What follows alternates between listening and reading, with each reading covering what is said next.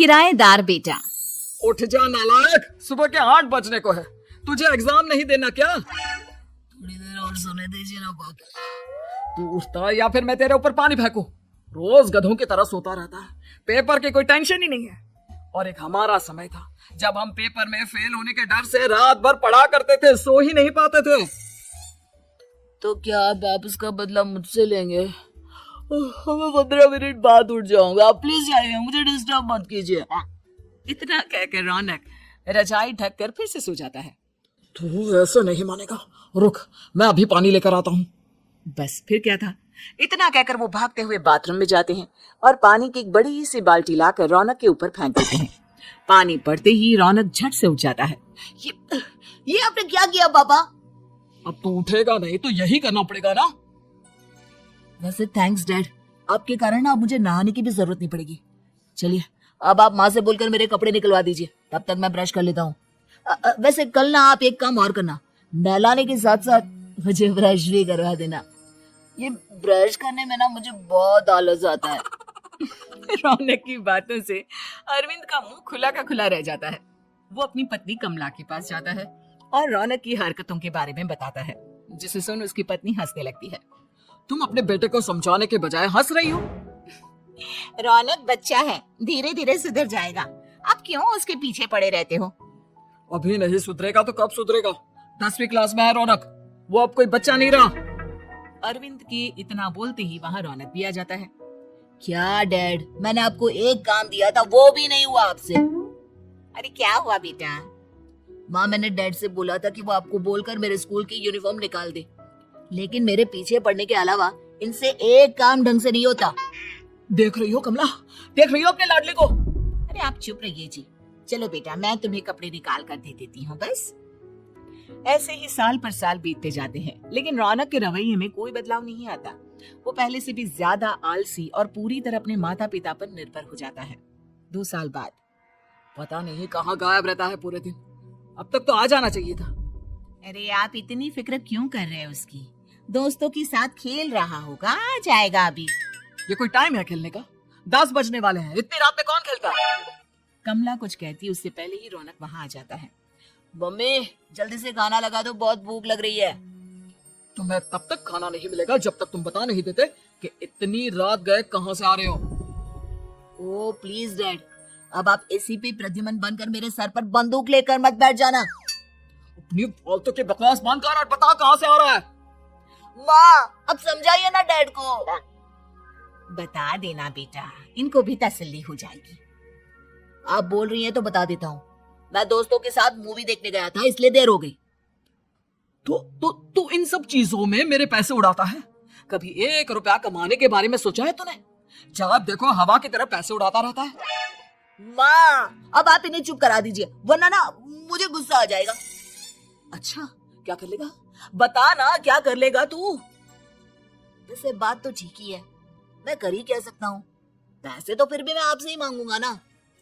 चलिए अब ये सब बात छोड़िए और मम्मी मेरे लिए खाना लगा दीजिए। अभी लगा देती हूँ बेटा। मैं बता रहा हूँ कमला, एक दिन ये ऐसे ही बिगड़ जाएगा। ओफो, आप क्यों इतना पीछे पड़े रहते हो मेरे बच्चे के? बात की बात में देखेंगे, अभी आप शांति से उसे खाना खाने देंगे। अगले दिन, डैडी मुझे 10,000 रुपए चाहिए। हाँ? अब इतने पैसे क्यों चाहिए तुझे? डैड आप बिना सवाल किए कभी पैसे नहीं दे सकते क्या? जब तक तू बताएगा नहीं तुझे पैसे भी नहीं मिलेंगे। अरे अब आप अपने बेटे को पैसे भी नहीं दे सकते? नालायक, तेरी उम्र के लोग नौकरी करते हैं और एक तू है जो नौकरी करने का नाम ही नहीं लेता कभी। आप लोगों के होते हुए भला मैं नौकरी क्यों करूं? अरे हम कब तक पैसे देंगे तुझे? तुझे भी तो अपने पैरों पर खड़ा होना होगा ना। कौन सा उधार के पैरों पर खड़ा हूं? अपने ही तो पैरों पर खड़ा हूं मैं। इसी तरह रौनक दिन प्रतिदिन लापरवाह होता जाता है। उसकी लापरवाही को देखते हुए अरविंद और कमला अपने बेटे की शादी कराने का फैसला लेते हैं और 1 महीने के अंदर अंदर ही रौनक की शादी मेघा नाम की लड़की से करा देते हैं। शादी के कुछ दिन बाद, रौनक मुझे एक अच्छी सी साड़ी चाहिए, आप ला दोगी ना? हाँ क्यों नहीं, कितने तक की आती है साड़ी? यही करीब 5,000 तक की। तुम चिंता मत करो, मैं आज ही डैडी से पैसे मांगकर तुम्हारे लिए साड़ी ले आऊंगा। आप कब तक ऐसे ही अपने पापा से पैसे मांगते रहेंगे? कोई अच्छी सी नौकरी क्यों नहीं कर लेते आप? अरे डैड के होते हुए मुझे नौकरी करने की जरूरत ही क्या है? पर आप ऐसे कब तक उनसे पैसे मांगते रहेंगे? कुछ आपको अपने दम पर भी तो करना होगा ना। अब तुम भी बाकी लोगों की तरह मुझे ज्ञान देना शुरू मत कर देना। साड़ी चाहिए ना तुम्हें, मिल जाएगी बस। इतना कहकर रौनक अपने पिता से पैसे मांगने चला जाता है। डैडी मुझे 5,000 रुपया चाहिए। अब 5,000 क्यों चाहिए तुझे? वो मेघा को साड़ी चाहिए थी।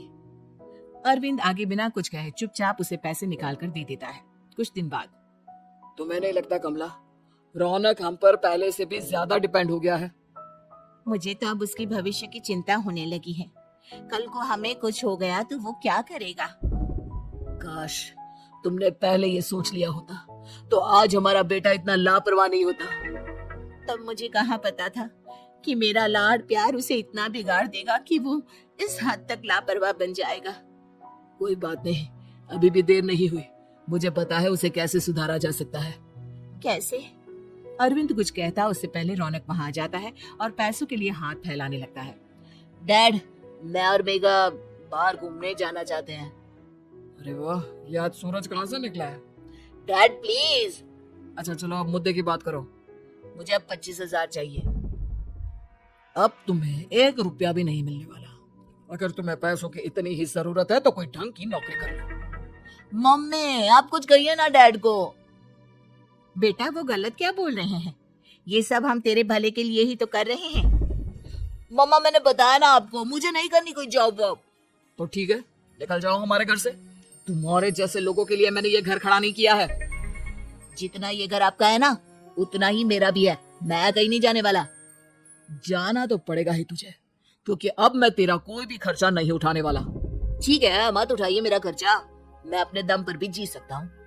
तो बेशर्मों की तरह अब तक यहाँ क्यों खड़ा है? अपना सामान ले और निकल जाए यहाँ से। रौनक पैर पटकते हुए वहां से चला जाता है।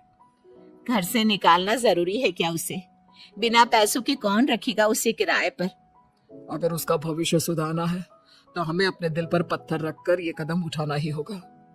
दोनों बात कर रहे होते हैं कि रौनक अपनी पत्नी के साथ एक बड़ा सा बैग लेकर घर से निकल जाता है, लेकिन घर से बाहर उसे कोई भी मुफ्त में अपने घर किराए पर नहीं रखता।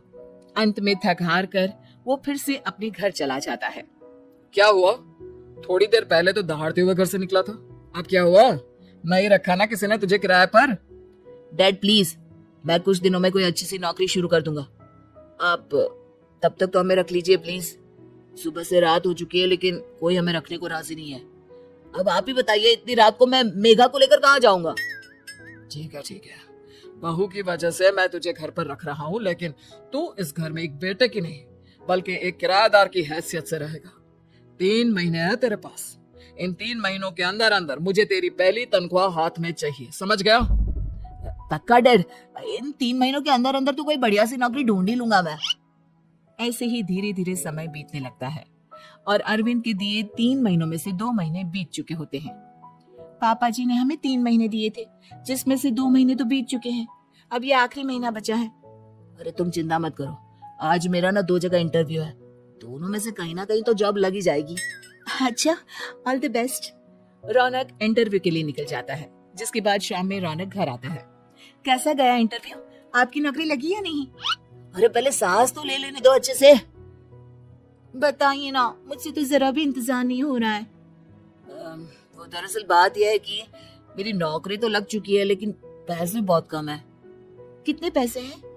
15,000। इतने में अरविंद और कमला मिठाई का डिब्बा लेकर आ जाते हैं। बधाई हो बेटा। हम जानते थे तेरी जॉब जरूर लगेगी, लेकिन मेरी सैलरी बहुत कम है मम्मा। कम है तो क्या हुआ, धीरे धीरे बढ़ जाएगी। हाँ बेटा, हम तो बस चाहते थे कि तू अपने पैरों पर खड़ा हो जाए। मतलब अब आप मुझे घर से नहीं निकालेंगे?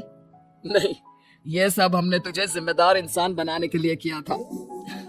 थैंक यू मम्मी पापा, अगर आप दोनों ऐसा नहीं करते तो मुझे कभी अपनी जिम्मेदारियों का एहसास तक नहीं होता।